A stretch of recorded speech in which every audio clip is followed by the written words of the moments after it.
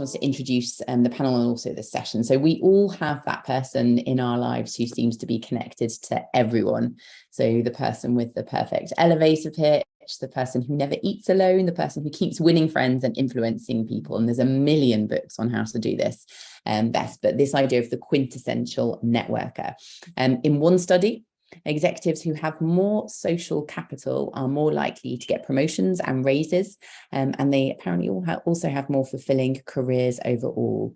So the question today really is whether this is applicable to entrepreneurs and in the context of the startup world. And to answer those questions, we've got a panel of esteemed speakers. We're delighted to have them here, and they're going to be answering some of your questions as well. I want this to be a really interactive session. So just to introduce Akbar, Kim, and Hanan. Akbar is a current LSE undergraduate student and founder of Farmovo, which is an online platform that allows WDA holders to both distribute near to expiry pharmaceuticals and buy wholesale items at a significant discount to market price. And we've got Kim, who's founder of Own Your Flair, which is an incredible pioneering movement with a mission to support neurodiverse individuals thrive in a world built for neurotypicals. And then the wonderful Hanan, who is founder of Anima Self, which is a digital mental health app working to bridge the gap in mental health support by helping customers manage their day-to-day ups and downs, and preventing emotional deterioration further down the road. So just as a starter question, in terms of your experience, can you remember your first networking event, and what was that like? And also then as a follow-up question, how do you approach networking differently now than before with all of those learnings in mind? Akbar, do you want to kick us off? Of course. Good morning, everyone. So yeah, I do remember my first networking event. It was an event I had in high school during sixth form. We had a speaker who was an MD at Blackstone, who came in, gave a talk about his career. And he was, well, to be honest with you, he was an old man, so he was around 50 or 60. And I remember being in kind of the main hall in my school and taking almost like a scientific approach to it, where you go, you introduce yourself, I literally built like a kind of like an algorithm in my head for it. You start a bit of small talk, you answer the questions you want to ask, and almost you ask questions for the sake of it. Back then, where you want to seem smart, you want to seem kind of like you know what's going on, so you ask general questions. That networking event went well, and I applied that strategy to many other, say, similar banking ones I had during high school. And I just came to realize that compared to now, the more you try and force networking and the more you try and be, say, I want to appear this way, I want to appear smart, so I'm going to almost not waste time, but ask unnecessary questions. It's a waste. So compared to now, the way I approach networking is just like having a conversation with anyone. You talk to them, you kind of understand what kind of person they are, what they do. And then you almost build like an exciting conversation, because the more exciting the conversation, the more engaging it is, rather than, say, asking a bunch of questions that I guess people hear all the time, and therefore losing person trying to network with, losing their attention. Thanks, Akbar. That's absolutely brilliant. Thank you. Kim, over to you. Can you relate to that? And I guess the actual word networking, it just fills people with a sense of anxiety sometimes, and that idea that you need to trade information, you need to ask those kind of useless questions that Akbar sometimes asked as well. Can you relate to that, Kim? Yeah, I think it's important to state that I don't know if people know about neurodiversity, but I'm actually autistic. I have ADHD and dyslexia, and I learned all this as an adult.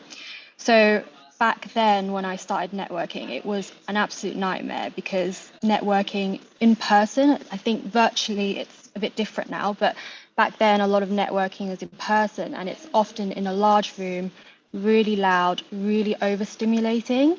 And for someone who's neurodivergent, which is we process information very differently, that sort of environment was really anxiety inducive. And I always hated doing it, because it just wasn't, an environment that worked well for me.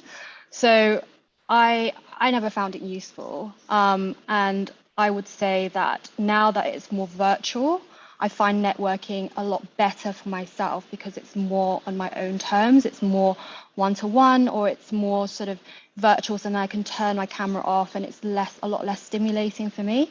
So I just wanted to throw that in there because I think networking has changed quite a lot. I'd be happy to elaborate a bit more on that, but it's great for people who process information differently now because there's options to do networking online, which is great, which is a huge movement from when it was back then, when it was just all sort of face to face in a large room, very overstimulating, bright lights, etc.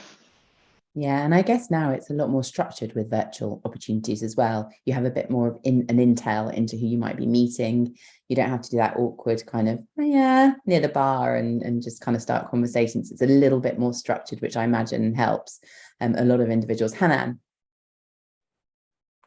Yeah, I do remember my first networking event. I think because we are social creatures, we were exposed to it like quite early on. I went to a girls' school and had the opportunity to be a part of a lot of networking events at an early stage. And back then, similar to Akbar, there's this tendency to be not authentic in who you are and try to impress the other person.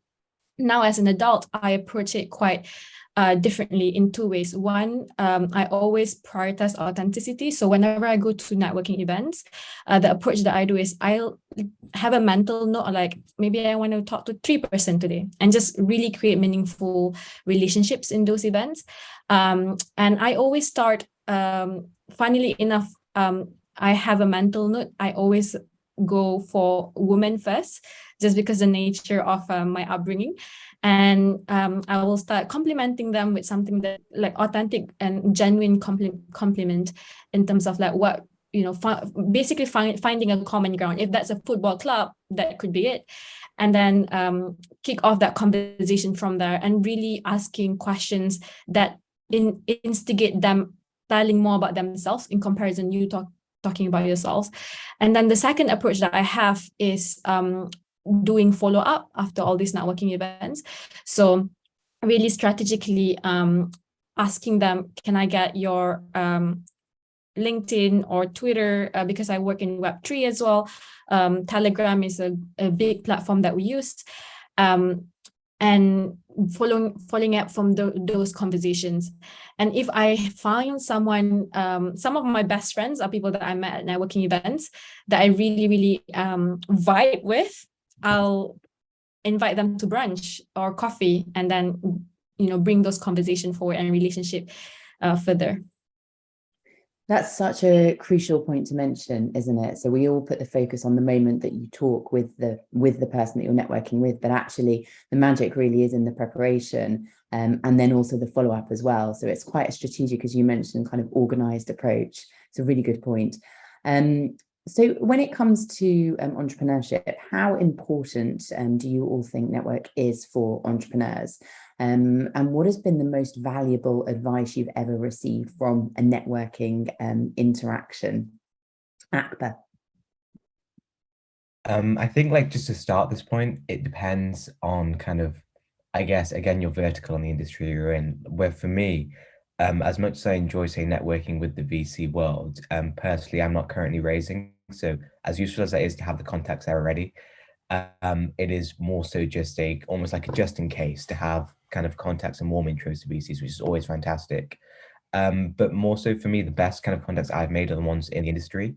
And I got quite a specific piece of advice where previously of my company, I just looked at the UK and doing almost a UK kind of cross-border transaction. And then I remember I was in a conference last October called CPC in the XN in London. And I met I got a warm intro to this man. He was one of the leads at this company called Hamlin.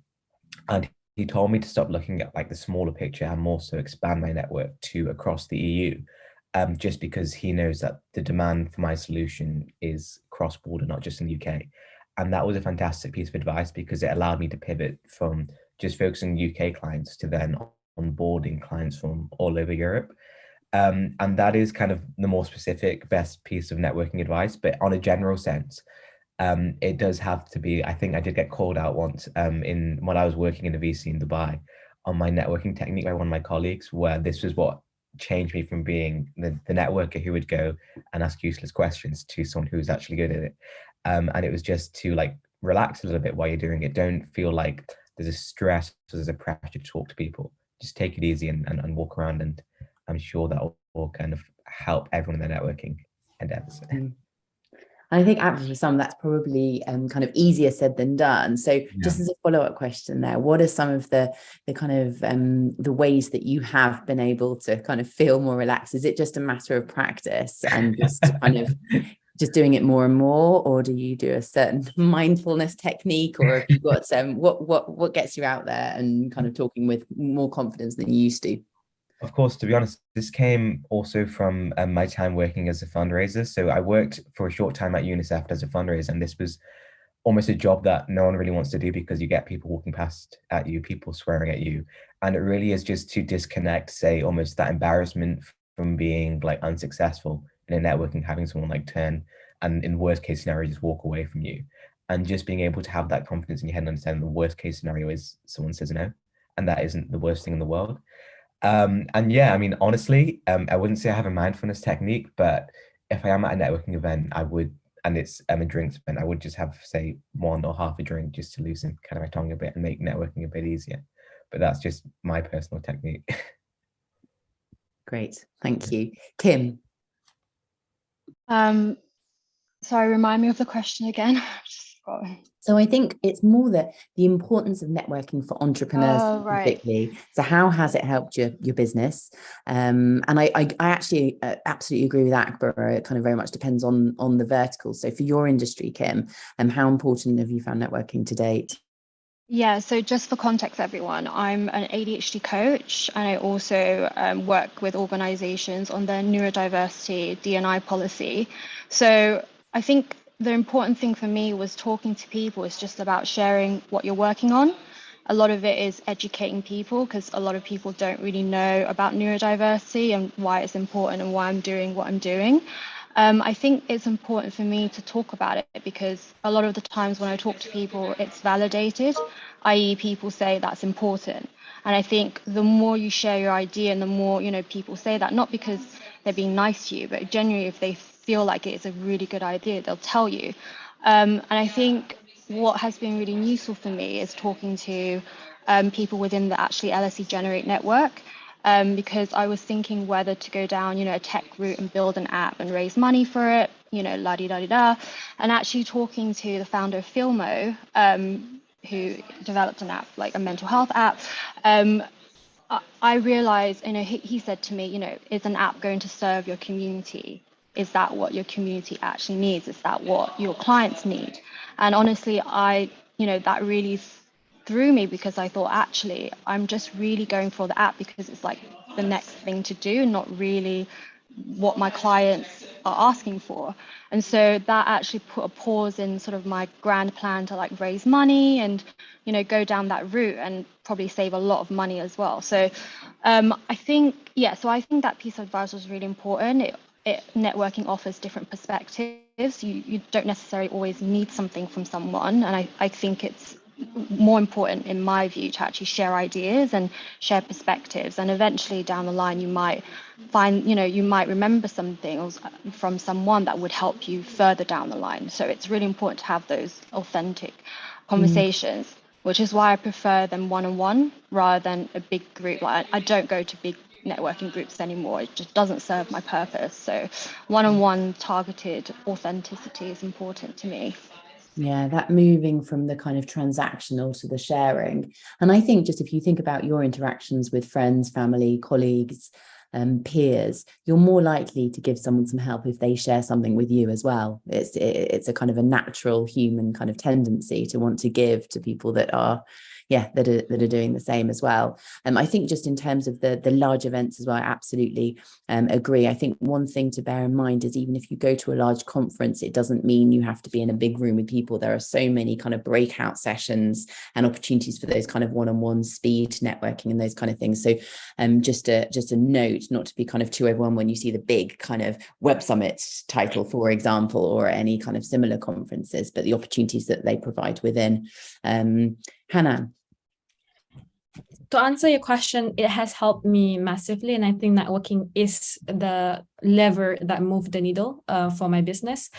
So the way I approach it, so my co-founder is very introverted. I'm an ambivert, so in between extrovert and introvert. We take turns in approaching networking differently. And we always think in similar ways, like has mentioned, like give first. So what can this person firstly teach me? And secondly, what can I give to this person upon this conversation? So that's the mindset that I usually carry with me whenever I meet someone, just because it's a principle and value of curiosity that we try to inculcate in the value of our company. So to also link it back to your question, how it has helped me, it's really important to also look into your past experiences and thrill them back to like the relevance of it. Like, for example, I've graduated from LSE many years ago and then reconnected back to LSE through LSE Generate. And I think that's a good example of like looking back at your school or your friends and, you know, wanting to build that genuine connection. So yeah, that's how I approach it. And it has opened so many doors. I have one client in my past job who is now my mentor, who is now becoming board of directors for the East of England NHS Trust, and then suddenly opening all these doors for us. We can never make those links, but yeah, life happens in unexpected ways. Great. Thanks for those insights. That's super helpful. As I mentioned at the beginning, this event is taking place in the run-up to Web Summit, as a lot of you will know. I know a few of you've signed up already. So I just wanted to kind of spend a few moments focusing on that conference in particular, before just opening up to the floor for any general comments or Web Summit related questions. So a question to the panel, how did you personally benefit from participating in last year's Web Summit? And just talk us through the kind of the biggest takeaways that you received from that, as well as any kind of tips or tricks that you can share to fellow LSE entrepreneurs that might be considering attending this year's event. Akbar? I can Hanan. Yeah, go for it. I think it was life-changing for me, genuinely. First, when I came there, we didn't have a company. We were thinking about it, but that event sort of like solidified the idea, because we were given the opportunity to speak to two entrepreneur in residence, I guess. And then from that event as well, I met really amazing LSE alumni and students who I'm still friends with and have been traveling with, following on from that, just like really genuine connections. And now we're meeting again every month. I've also, through that connection at Web Summit, joined the LSE Generate Accelerator program, in which I wouldn't have been able to get that experience had I not gone to Web Summit. And met with Lisa and Ruben, who are just like amazing mentors to us. Yeah, it was a life-changing experience for me. I'm actually moving to Lisbon for 2 months to experience Lisbon properly before thinking about moving there, just because I had such a wonderful time last year. So 10 days wasn't enough for me. Or was it 5 days? I don't know, but it was too short that I wanted to expand it.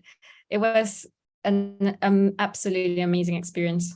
That's so good to hear. And it's really good to hear the kind of follow-on interactions as well, because we can see what's happening during the week, but we have absolutely no idea what then takes place afterwards. Oh, the magic happens afterwards. Absolutely. No, that's really encouraging. And if anyone is interested in spending any time in Lisbon before or after, we have a co-working space. Generate has a free space within an amazing startup hub in the centre of Lisbon. So if you did, regardless of Web Summit, want to spend a few days, weeks, months there, then that's open to you as an LSE student or alum from now on. Thanks, Hannah. Let me know when you're coming to Lisbon as well, and we can help you with that. Kim. So I think that I wouldn't describe my experience as life-changing, because I don't think my business actually was influenced too much by what I saw there, because it is very tech heavy, and your business doesn't have to go down a tech route, like, if it doesn't serve your clients. But I think what was really useful for me was just to see the various businesses there, because it did make me think, okay, like, if I had all the money in the world and all the resources, what would I want the business to look like? And of course, it would look, very techy, just for many reasons. But I think, yeah, I was just very inspired. And looking at the stage, I remember, I think Sarah was, I can't remember who, yeah, Sarah, an LSE alum, was on stage pitching to, investors and many people on the big stage. And I remember looking at her and thinking, wow, there's an LSE alum absolutely bossing it on stage. Like, maybe I could be that person eventually. And I think a lot of it was aspirational. So when I look back and I think, okay, there were so many ideas, and it was just very aspirational. But the most practical thing that I got from it was meeting Tanya, who basically, we ended up sharing the same room together in Lisbon. We hadn't met before, and she was the only person out of the whole of LSE Generate that really understood what I was working on, because she was also a disability advocate, and we just got along so well. And in my head, I think, she's just graduated, but in my head, I think further down the line, she would be the perfect co-founder for me. And I have spoken to her about, okay, if you ever want to, do anything with the disability advocate space, in the tech space, I would love, I'd love to work with you as a co-founder. So I think it's a great place for that sort of connection and aspirational sort of elements to it. Thanks, Kim. And it's really interesting to hear how just one interaction can change the face of your company, or the way that you approach the work, which is great. It's not kind of a pile of business cards that makes a difference, but just one meaningful, authentic interaction. Thank you, Akbar.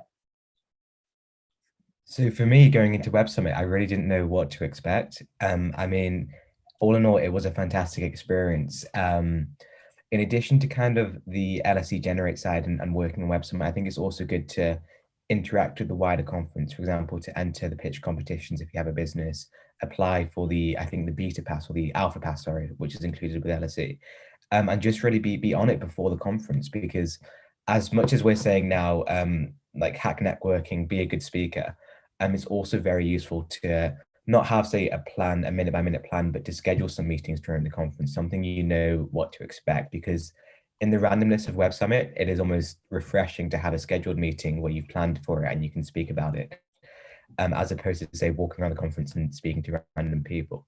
That being said, my honest review of Web Summit is the first 3 days were fantastic, but because personally I hadn't prepared enough for it and scheduled, say, meetings on, really had an objective while we were there, by day 4, I felt a little bit burnt out, just because it was so much kind of intensive networking.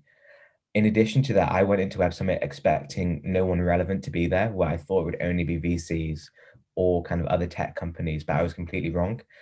From Web Summit, I had 2 fantastic conversations and contacts made, one from a company called Novo Nordisk, who are one of the biggest insulin manufacturers in the world. And the second one got me entry into a German accelerator backed by the German government, called the 5HT Digital Hub. And that was literally just a conversation I had at my stand. Someone approached, said, "This looks fantastic. Can we take you into accelerator?" And since then, that's been amazing for increasing my German reach. So my advice for everyone attending this year would be kind of 3 things. Just be open to any and all conversations, because you don't know where they're going to end up and how they'll develop in the future.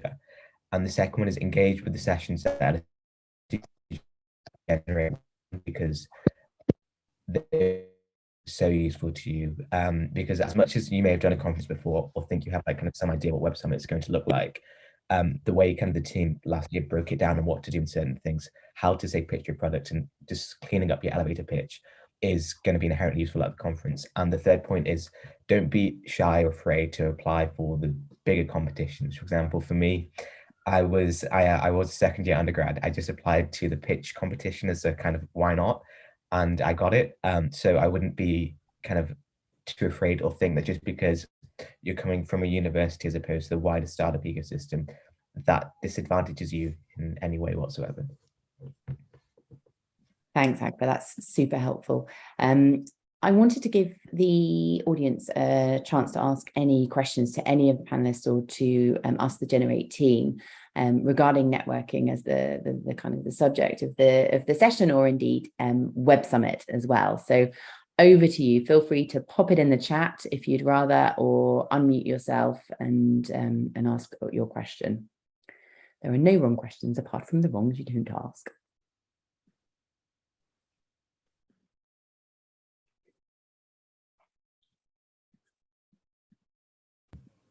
Can I ask something? Yes, sure. What's your name? Marlene, hi. Hi there. Hi. I was just wondering, so Akbar mentioned that LSE Generate was helping with like the pitch competition, or just cleaning up the pitch and stuff. So is there like, when will that support take place? Or I don't know what the timeline is that LSE Generate has kind of planned out before the Web Summit. So I'm just asking that, yeah. Yeah, absolutely. Great question. So we're still finishing the final program, but what generally happens is the Web Summit itself takes place from Sunday to, I think it's Wednesday or Thursday. And what we aim to do is schedule in around 2.5 days of programming. It's almost like a kind of social innovation festival that takes place at our co-working space 3 days before. So Joyce, correct me if I'm wrong, but I think that that program starts on the Friday night. Is that right, Joyce? And it goes through the weekend. And then leads straight into Web Summit. So it's that last weekend in October going through to the first few days of November.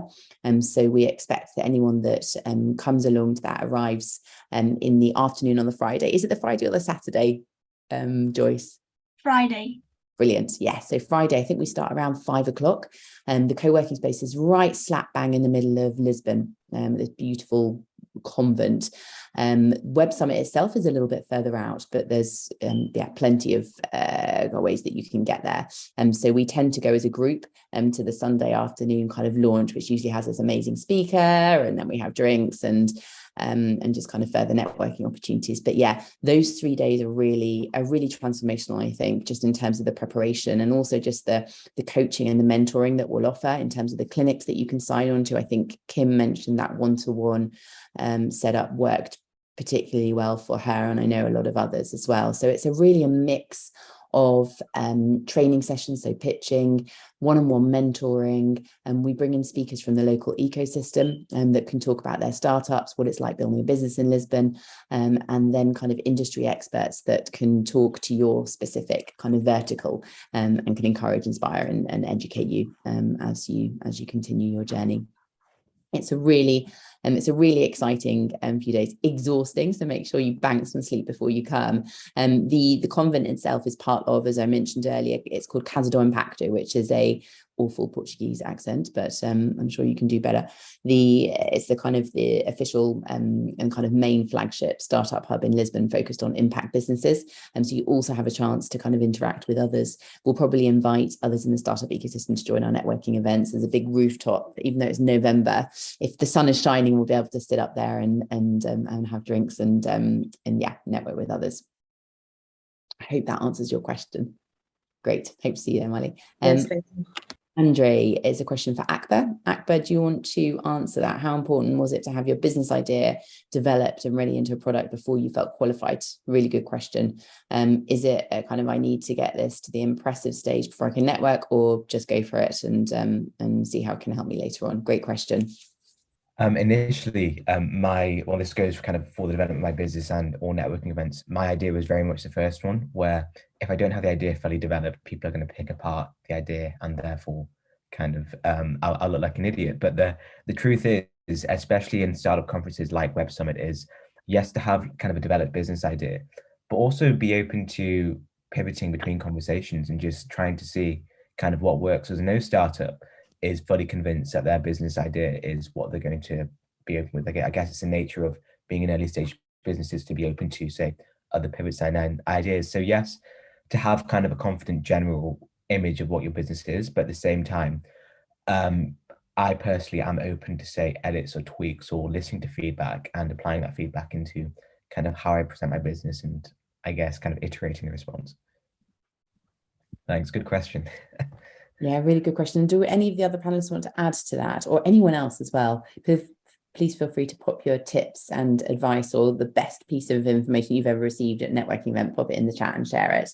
But yeah, any other thoughts?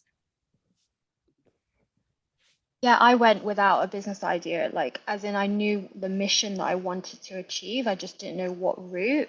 And I think you can still go because talking to so many people, you can get an idea of actually what you want to develop and how how they got there, for example. So no, you can actually just go and actually have no idea, and that's okay as well. And I also want to emphasize it's not like when I went there, of course, there was many people seeking investments, but you don't have to seek investment as well. So it's just very flexible. I'd say it's for everyone essentially.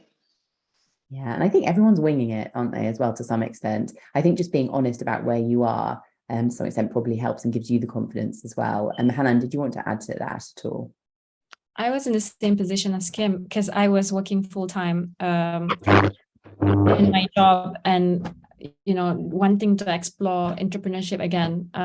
So it was a really good opportunity to like really brainstorm some ideas.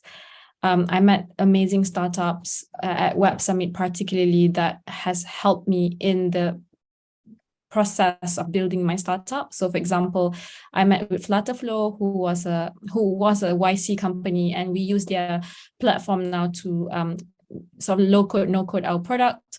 And yeah, it's really coming with very low expectation, and it exceeded those expectations. Thank you. Thanks, Hanan. El Shaddai, is that pronounced right? And do you have a question? Yes, perfect. Thank you so much. And thank you guys for all the great tips too. I think it was touched on a bit earlier, but I find that the struggle for me is like the networking event will go great, but it's like maintaining those relationships post the networking event. And I'm thinking like past, maybe like that initial coffee or something, but like long term, like I know this is someone who can be really helpful in the future, but like, what is the appropriate way, right, to maintain that relationship, months or years down the line? Yeah, great question. Who's going to answer that?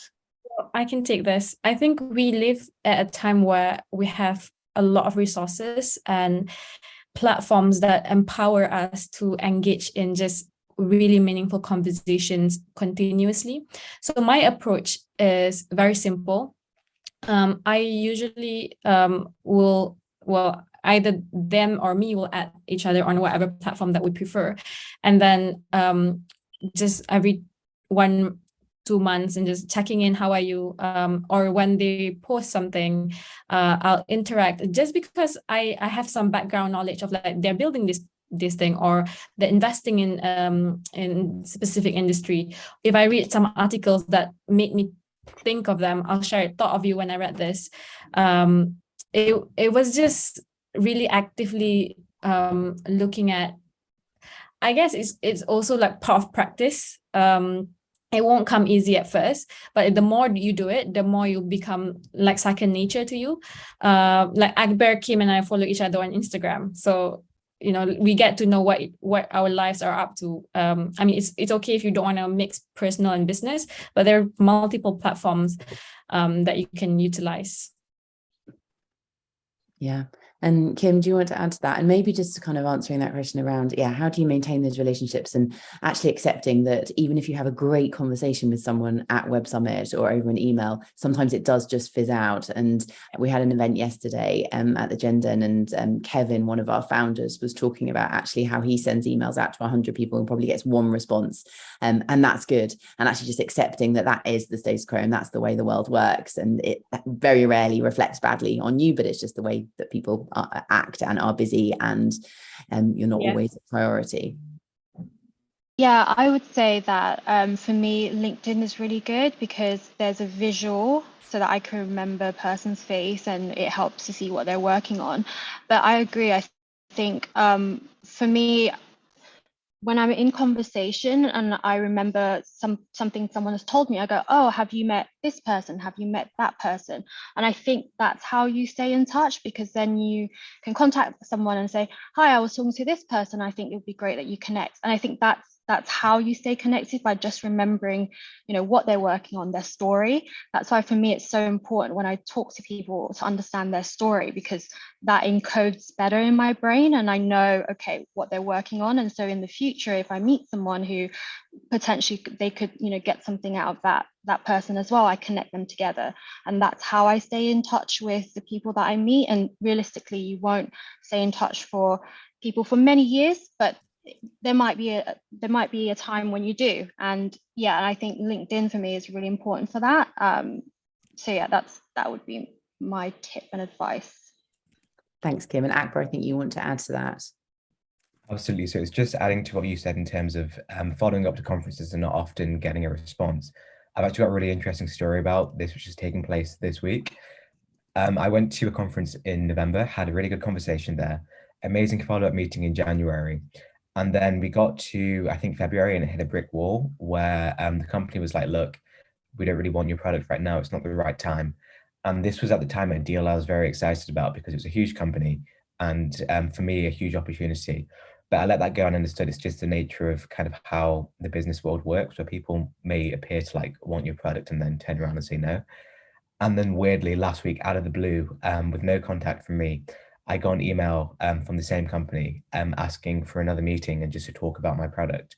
And it ended up with them giving us kind of almost £500,000 worth of stock to distribute. And it just goes to show kind of the random nature of this world where even though you may think that you've lost kind of a connection, your lead's gone cold, leads do warm up by themselves. And it really just is, I guess, kind of putting your best effort in. And if you've done that, then what else can you do other than try your hardest?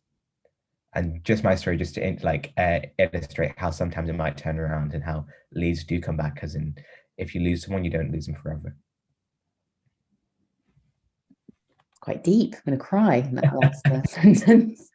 Thanks, Akbar. I always, when I'm networking and we don't have business cards really anymore, but apps, just jotting down something specific about that interaction. So rather than, oh, that person works for this company, that person is the guy that says that he likes having the pastel de nata right by the river in Lisbon. And actually, when following up, saying, oh, I remember, I really enjoyed our conversation. Have you been to the shop recently to get one of those pastel nata? Just those kind of really human mentions and anecdotes, I think, are really, when I get one of them, I'm more likely to reply to an email if there's that kind of soft, personal, sometimes humorous, if appropriate touch, rather than you're the one that was at Web Summit. I was, and so was the other 35,000 people. So how do you stand out and make yourself memorable and make that person feel special? I've always found goes a long way. Thanks, Elshadai. Any other questions?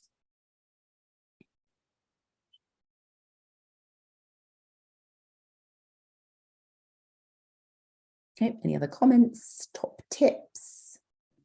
Just build kind of on your point about being memorable. I think that's very, very important. Like, say if you're going to Web Summit and you want to pitch to investors, it's also understanding who you're talking to. This is an investor who all day has been hounded by different startups trying to pitch to them. And they're not necessarily going to remember, say, a generic pitch. This is my company. My name's Akbar. I run this company. So it is about, I guess, not just being memorable in the sense of trying to be funny. It's about like breaching that connection, that kind of like business veil, if you will, of just being very transactional business conversation, more so to a personal one, like how's this going in your life, etc. Can we go for a drink or a coffee afterwards? And yeah, again, like for me, a good tip I always have is if you do receive business cards, make sure you write down, like, again, something memorable about the person, maybe their email, maybe where you met them or something about the conversation, just so when you're following up, you can connect kind of a face to the email and it's not as cold as sending a cold email. Yeah, definitely. And you will find that if you come to Web Summit, downloading the app is hugely beneficial. And I think one of you mentioned it's quite overwhelming, kind of burnout is quite common at these events. But if you can actually plan meetings with people prior to the event via the app, and I think you can probably filter it via LSE alumni as well, which is always a nice kind of warm kind of contact that usually results in a higher likelihood of replies as well. But it's really important that you spend some time on that app if you do come along, and just plot your kind of tour around Web Summit ahead of time. I remember I went right at the beginning just as a scoping out exercise, and I was so overwhelmed. I remember just walking around completely aimlessly, and then just hung out at the food trucks for the rest of the session. Just I couldn't handle it. So that kind of careful preparation and coordination really does help. Yeah, LJ, actually, I would add hanging out at the food truck is the best way to make friends and meet people at Web Summit. Because I went there as a VC in November 2021. And then it was quite natural for like startups to like seeing, that I work for a VC and wanting to approach what works best from a VC perspective. I think if you guys are all entrepreneurs, is send a one-liner. We met, like what LJ said, we met, blah, blah, blah. And then ask for their calendar. Do you have a calendar that you can share? Because most VCs will share, and you can have office hours immediately. Ask for your Calendly, and then book those calls. Just a general catch up to explain what you're working on, like in depth. But if you get those opportunities over a glass of over a drink, or while eating lunch, that those are some of the more meaningful relationships. And I know a lot of investors will hang out outside. They will. And I think just to add to that as well, for those that are interested in Web Summit, there's almost a kind of a separation between into two conferences. So you have Web Summit during the day, and then you have the night summit, which is where, they say that's where the deals happen, is their strapline. And I think it's really, really important to try and attend some of them. Don't burn out by going to the day summit and the night summit every single night, unless you're young, not like me. But it's really helpful because they have corporates and organizations host events in the evening at their offices. So, for example, Mustard Seed, which is an impact VC founded by two alumni, Henry Wigan and, oh gosh, I can't for the life of me remember the other guy's name, Alex. That's the one. They hold a kind of a big party at their offices, and they open it up to LSE alum and to other VCs and their portfolio companies as well. And everyone knows that after a drink, people are more relaxed, and the vibe is just completely different. And having said that, I think one thing I've noticed is if you don't drink, it's never an issue. And these days there's a real mix of people. Some get absolutely sloshed, and some just have water or whatever their preferred drink is. So really don't feel the pressure that you have to kind of adhere to some kind of crazy nightlife vibe, that you do what you need to do. But I would definitely look into the events that are happening, and they might not all be on the app. So sign up to kind of forums, speak to others as well, and find out what's going on. We will keep you up to date with any specific events that you might be interested in. I know last time there was a whole group interested in Web3, and so we started a kind of separate WhatsApp group for that, and we'll try and coordinate a lot of that from our end as well. Cool. Fantastic. So if there are no further questions or points, I think we'll close. If you are interested in Web Summit and would like to apply, then you can do so via our website at the moment. And do feel free to just drop us an email. Thank you, Joyce. If you have any questions. We currently have a series of packages available as well. And there is likely to be a special opportunity for women in tech as well, that gives you access to certain parts of Web Summit as well. So if that is of interest and you identify as a woman, then you might like to look into that as well. But do reach out to us. We hope to see a really great group coming along.